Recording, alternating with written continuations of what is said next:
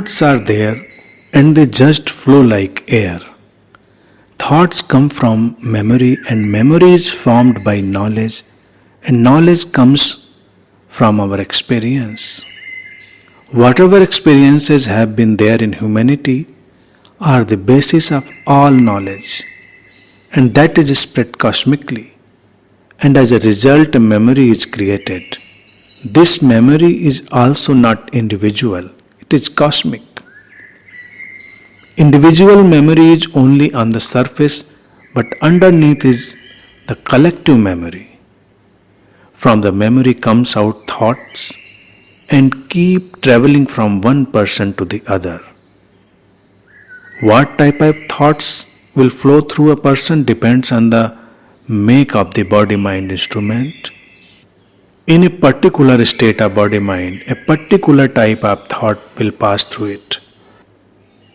Whatever is required flows in, but for it to come, you have to create a requirement. You get thoughts as per your eligibility. And where is the need for too many thoughts? An intelligent person is the one who can respond to any given situation when required. Else one can remain thoughtless when no thoughts are required. Intelligence is the capacity to respond. Thoughts come when they are required, otherwise not. Likewise, there is no need for too much information either. It should be there when required.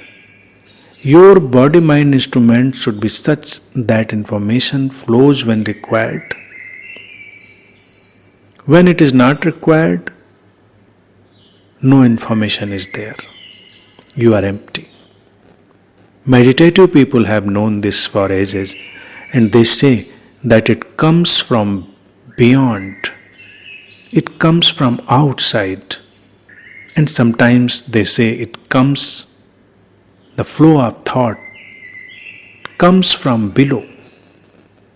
Below means they are referring to our Manipur chakra.